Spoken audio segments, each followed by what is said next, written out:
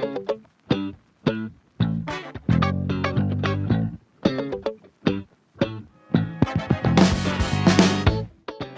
creatives, and welcome back to the Empowered Creatives podcast, finding confidence between hustle and burnout.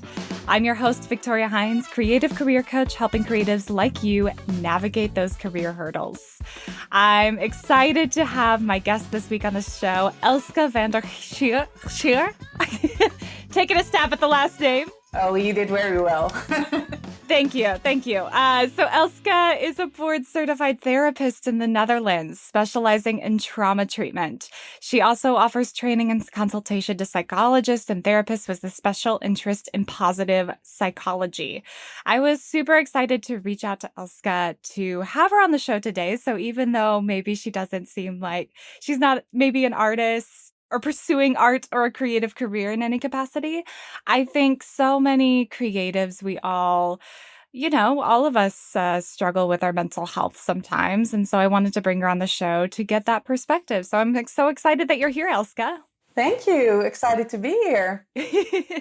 So I don't know if you have any friends who are artists or creatives, but this is the first question I ask everybody when they come onto the podcast. So what do you think artists and creatives need to know is possible today? Possible today? Oh, well, I think there's a lot of possibility today and finding your own match. Like if you talk about mental health, there are many things out there. So that actually can be the most difficult part, like going there in and see what is the right treatment for you. And if you talk about trauma, then of course there are some ways that are more effective than other things. So that's, if you know you really need help, then I would say start at the most effective parts.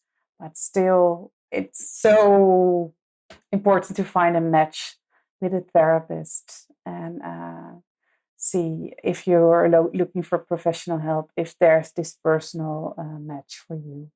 I think that's also one thing that's very important.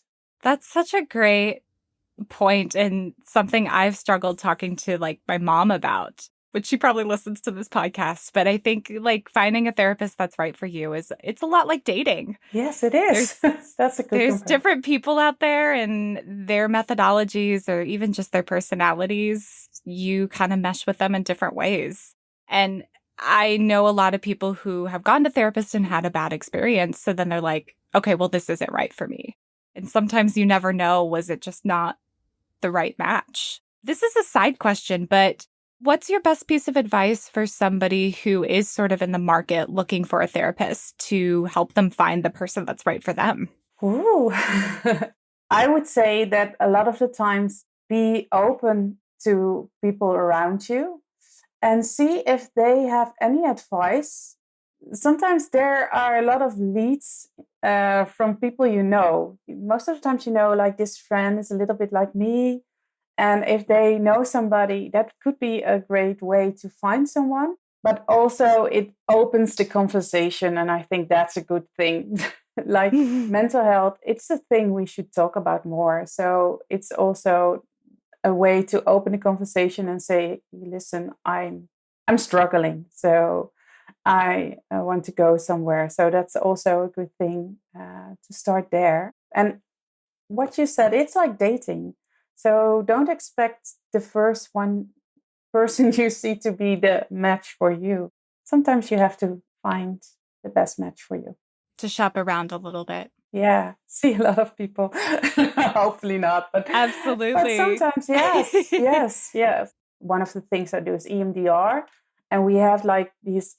I know EMDR I think it's in America. You can find like all registered therapists, but then again, also that's the same thing. Some people come to me and they say, "Well, it didn't work for me," and then it didn't work if they did it in certain ways, and it can work if we try other protocols. or just do the regular one. That's also, sometimes they did like very exotic EMDR. I think, okay, let's just start with the basic one. So there's so much difference between us therapists. So we're just like other humans. Absolutely. So I would love to ask you, Elske, tell me a little bit about your journey as a therapist. What has that been like for you? Yes, I'm a child and family therapist. That's like the best comparison if you compare it to like the system in the United States. I specialized in trauma treatment. Of course, heard a lot of like trauma stories, and that's one of the things in my job. Of course, you see people struggling and see a lot of intergenerational trauma. Mm-hmm. But the thing that got to me the most is the amazing ability of people to move past trauma. And even, of course, in therapy, that's you hope what you will do with therapy. But with kids, they are so resilient that sometimes there's almost nothing you are really doing. They are doing it. And then it's really amazing. And also seeing people go to what we call post-traumatic growth, like a post-traumatic success even. Yeah, so going to that better state and like going from trauma to thriving, really thriving, that's what gets me like, oh, that's such a good place for people to go to. Absolutely. And there's positive psychology has they did a lot of research on post-traumatic growth, and yeah, got really interested in that part. Wow, amazing. So I know that you are very much into the positive psychology world. For those listeners who have never heard of positive psychology before, can you tell us a little bit about what that is? If I go back to what inspired me, like trauma is actually like a normal response to an abnormal situation. It's our brain protecting us. It's being very alert, so it can protect you from being in the same situation again and can help you survive. And that's actually our risk avoiding system. So it's from ancient times. We all have this, but sometimes when really well, at first things happen to us, this risk avoiding system gets like, and that's also like sort of an alarm system, it gets very sensitive. And that can cause problems in our daily life. And that's what you do with the regular therapy. You like try to make the alarm system a little bit less sensitive. But like I said, I also like the other side, like not only getting from the trauma to like there's no trauma anymore, but there's also this other side. We also have this system that's an opportunity seeking system, like you could say like evolutionary. There would be this thing, have lunch or be lunch. We have both. We don't want to be lunch, so we have this avoidance system, but we also want to have lunch. So we have this great drive in us to seek out opportunities and see beautiful things, and yeah, the pleasure and reward system in our brain. And that's the drive to make the best of our lives, like build and go to that part of thriving. And after a while, I thought, well, I don't only want to spend my time on the risk avoidance, getting people from being less depressed or less anxious. I also like to see that other skill, that other system. How could we be more satisfied with our life? What will help us to go into that thriving mode?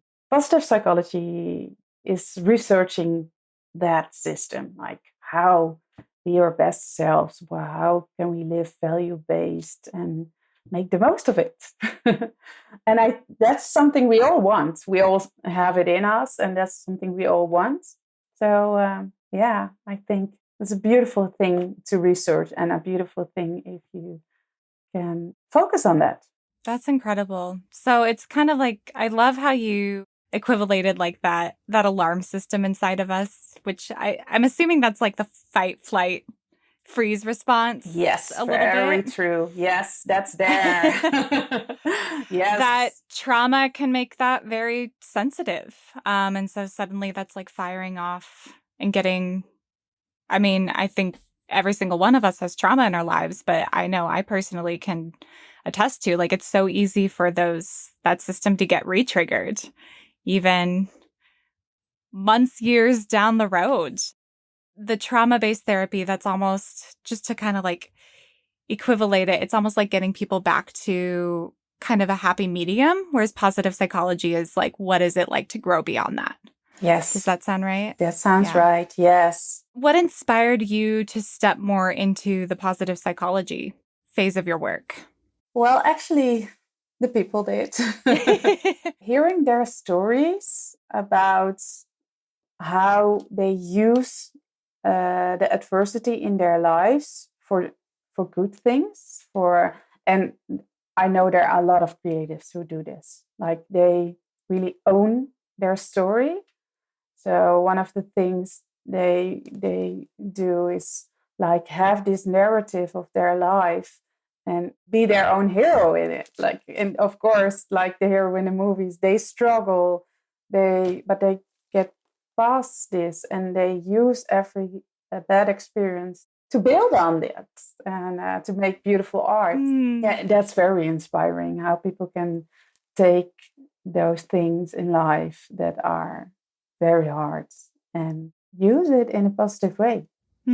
Use it to create something instead of feeling like it's holding you back. Yes, yes. And if we are in a good place and we have a calm brain, then we can use our whole brain and do this. Yeah, and that's why I still also treat trauma, because trauma can hold you back from that.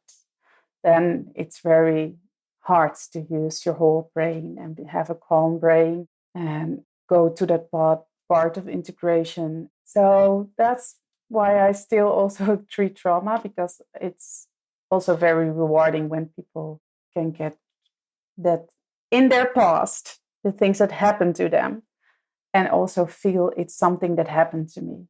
Because trauma is also the bad thing of trauma is that a lot of people have these voices inside of them that say, oh, the world's not a good place. People in it, you cannot trust them. And there's also a lot of negativity about themselves. Mm-hmm. And mostly if you move past it, then you can see, oh no, it's actually something that happened to me. It's not who I am. There's nothing wrong with me. It's just something that happened to me. From there on, the growth can happen. I go to a therapist as well, and she's been incredible for me, but I think she's really taught me about the stories our brain can hold on to, which that kind of is what it reminds me of it's not who we are, it's like a story that our brains held on to. And we do have that choice to hold on to that story or rewrite it. It's incredibly hard to rewrite, though, I found. Have you seen other patients or worked with people or even you yourself like what's that journey like to try and rewrite those stories? It's, I think, different for everyone, and it depends on the trauma. When we get to a place where we can look at the things that happen to us and really can be with our feelings. So you have to go to the feelings to go through the feelings, they sometimes say. So if you can go there and be with your feelings and see what they want to tell us, like in the now, and think about it, what it is we really need, then we can verbalize it to other people in our lives. And the same thing is with trauma. Sometimes we have to go back. What happened? What was it? What I really needed there? And it can help you to like know what was it that and sometimes you needed like protection from someone else, or maybe you needed support and you weren't getting support.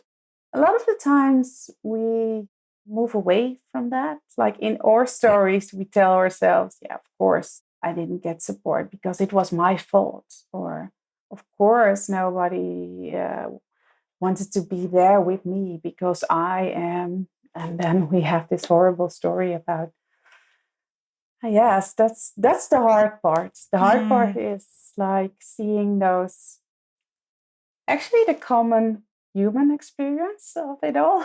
I think that's the hardest thing. Like if I ask you, do you think you can go through life without pain and suffering? Then probably you will say, "No, of course not." Yeah, no one can go through life without any pain or suffering. That's something we all know. But then, if something happens to us, then we say, "Okay, why me? Why does this happen to Hmm. me? What's wrong with me?" Then it's harder to find that self compassion. Hmm. Yeah, it's not fair, but it's like this common human experience we all have, this suffering. Sometimes that's the thing that helps you to see it was not me. It's was this situation, but there was something I did need and then I didn't get it. So that's also an important thing. And Hmm. and actually we can go back to those situations and imagine we got it. And the strangest thing is that it can help us. Yeah, I still think Oh, wow. that's so amazing from our brain. Like if people do this imaginations and then you can see light up parts in the brain where it is like if they're really there and they feel it. Oh, wow. That's incredible. Yeah. I love that you touched on self compassion. I recently read this book called The Confidence Code, and self compassion is a very closely tied to confidence. And I love that you brought that up because I mean, it is that from what I've read of self compassion, like there is a piece of it that is very much so recognizing that pain and suffering is universally human and we're not. Part of self compassion can be recognizing that we're not alone. The feelings you're feeling or the tragedy or trauma that you've experienced in that moment, like recognizing, like, oh, other people have gone through this too. It's a very important thing in self compassion, like knowing that and not go to the self blame or shame or that part, but just knowing this is part of the human condition we're in. Yeah. Yeah, absolutely. And it still hurts. It still hurts. Yeah, I don't think there's any way for it not to. No. As much as we would love to like wrap ourselves in bubble wrap and be protected and safe every day of the week, doesn't really work that way. Finding that right balance in your career is incredibly difficult as a creative. If you are lacking time, energy, or money to do the thing that you love, it might be time to figure out what needs to change. If you have no idea where to start, I encourage you to grab my free Creative Career Audit. This worksheet will walk you through a process to help you identify what's bringing you joy in your work and what really needs to go. You can head to my website at www.victoriaheinz.com or grab the direct link in the show notes below. Alrighty, back to the show. I'm going to switch gears a little bit because since we're talking about positive psychology, there's this other word called toxic positivity. I want to know from you, how do you keep from crossing the line between positive psychology versus toxic positivity? Yeah, that's a good question. Yeah, I would say it's like staying connected to your emotion needs and vulnerability, and also do the same for others. Like if people share their story, then like most of the time, that is the only thing they want to do, just share. And they want someone who's there with them who will listen. So most of the times they do not want our advice. They do not want a cheerful word. And it's very hard for us because, like I said, with the emotions, you have to go to the emotions to go through the emotions. Even better if there's someone with you who's willing to be there with you to go to those emotions. But it's hard for us to do. It feels like you're not doing anything and you have to sit there and be there. And that's a hard place to be. Hmm. And then for a lot of us, then or advice monster comes through, and we say things like, "Oh, I know it will be better. I know you can get," and those, and we have like all those advices, or we will even say like, "Oh, when someone says I'm going through a divorce, then oh, but at least you're healthy, or at least you had a husband," or like the strangest things pop up for us. And Brené Brown has a great video about this, about the difference between empathy and sympathy. And there's a real difference between those. And that's where you see the toxic positivity, when it's not empathy, but it's just sympathy. You wrap it like it's a nice thing, but it's more like, oh, just keep it. I don't want to have it. I don't want to have your sorrow. I don't want to be there in your sorrow.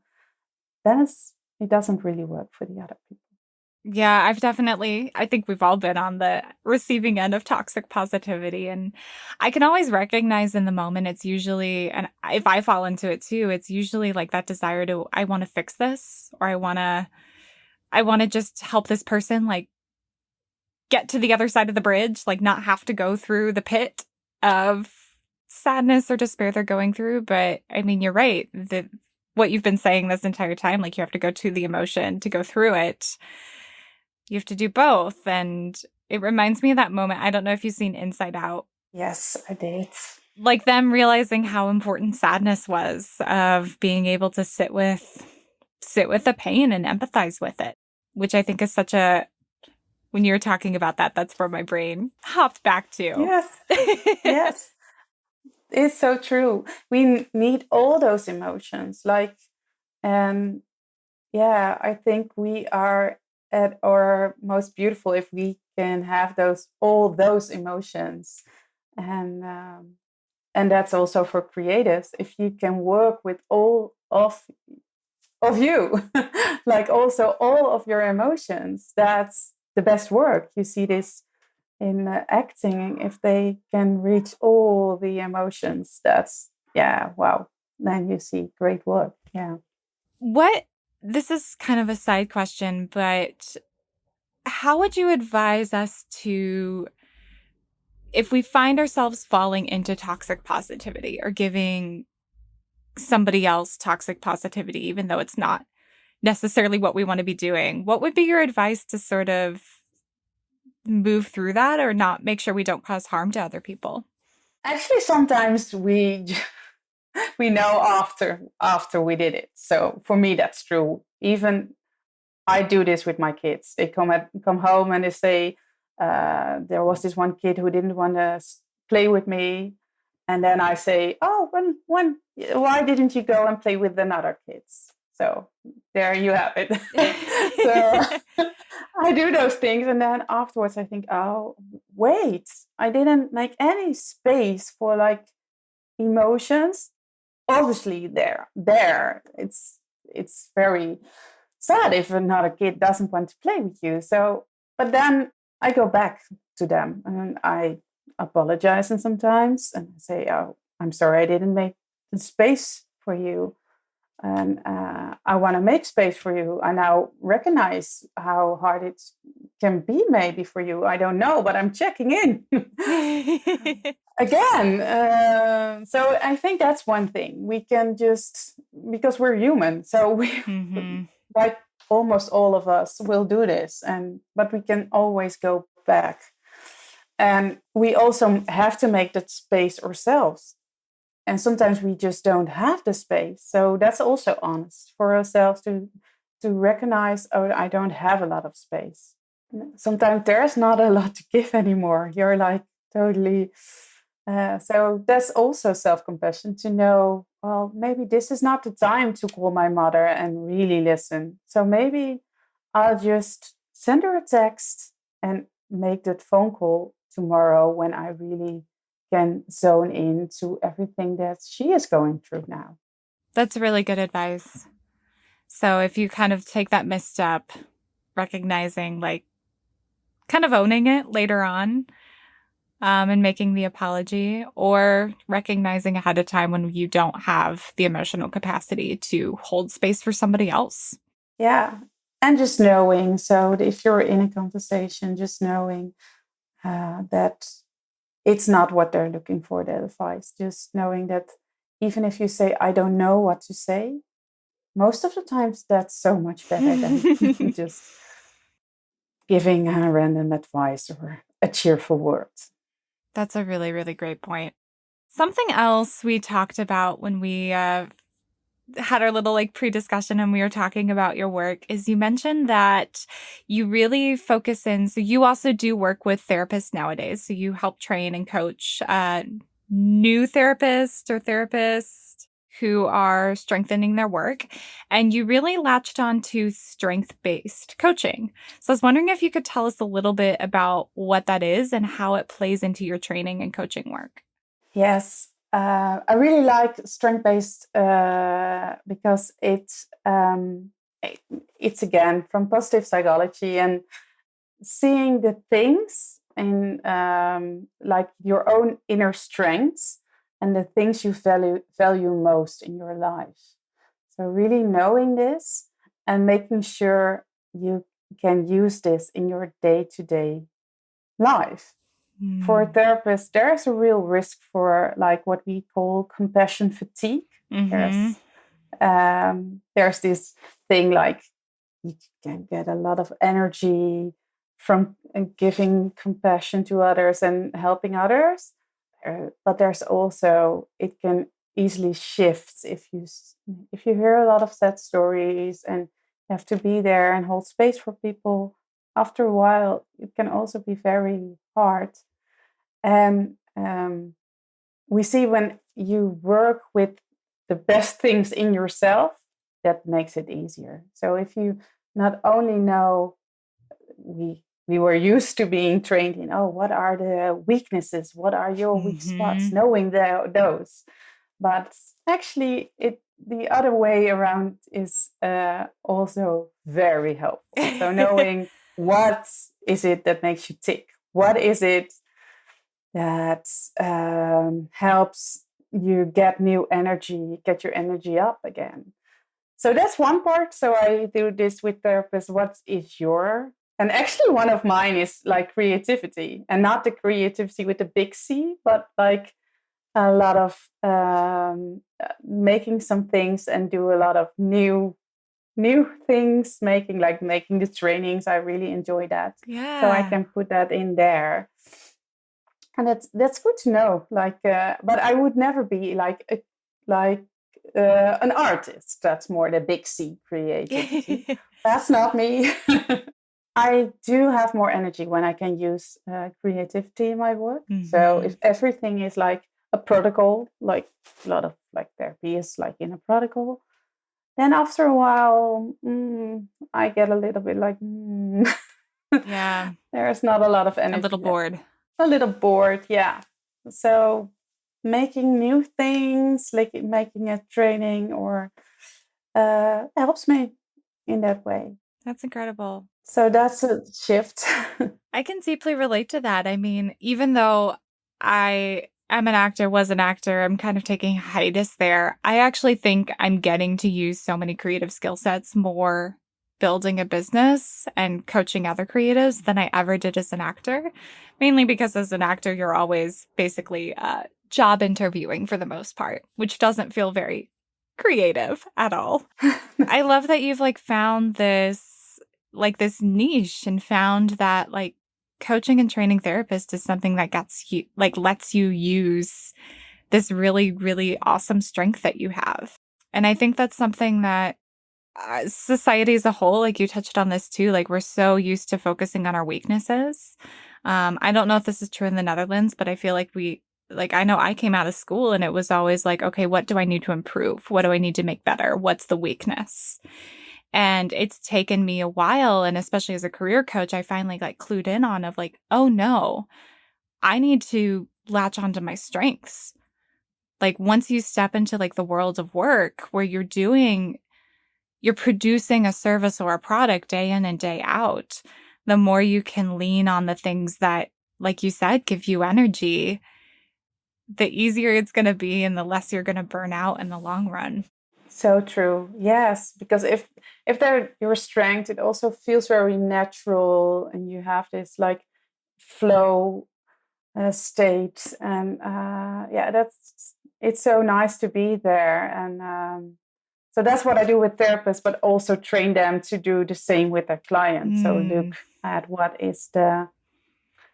are what do they value in their life, and what are their strengths. And so it's passing that on. Something I really love. I love that. I'm going to ask you this wonderful question that I ask all my guests. What advice would you give to an artist who is looking to feel more confident today? Then I will touch on the other things we already mentioned, like find your strengths and be sure to use your strengths. Then you feel more confident.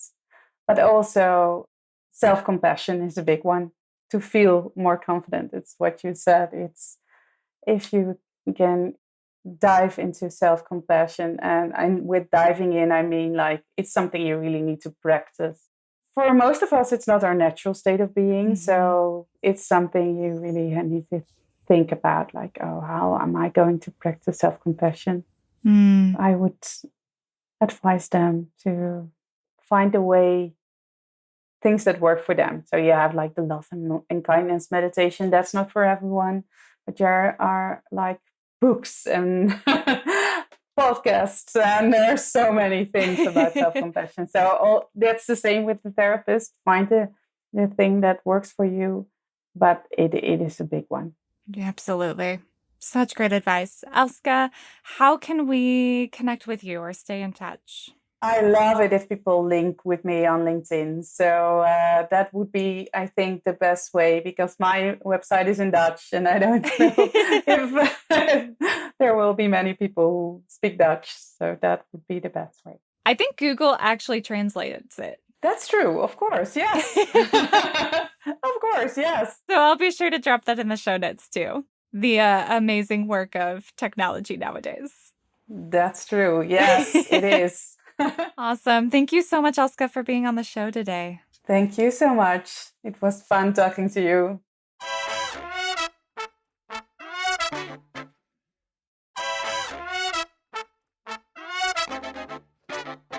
I'm so glad Elske could join me today on the podcast. I was super excited to bring her on the show just to talk about this space that I'm super passionate about. I think therapy does wonders. I have so many artistic friends who have found a lot of strength and solace in therapy. And the more artists I see diving into working on their mental health, figuring out how to be more self-compassionate and leaning into their strengths in their work, the more I see them thrive. So with that being said, here is your one thing this week. I want you to identify and write it down. What is one of your personal strengths? If you're feeling at a loss, feel free to text a friend and just ask them, hey, what do you think one of my strengths is? Now, once you've identified that and written it down, what's one way you can lean into that strength more in your work? All right. With that being said, if you're loving this podcast, the best way that you can show your love back to me and back to the pod is to rate, review, and subscribe. It's the number one way for this podcast to get seen by other people who really could use these words of inspiration this week. With that being said, until the next time, stay creative.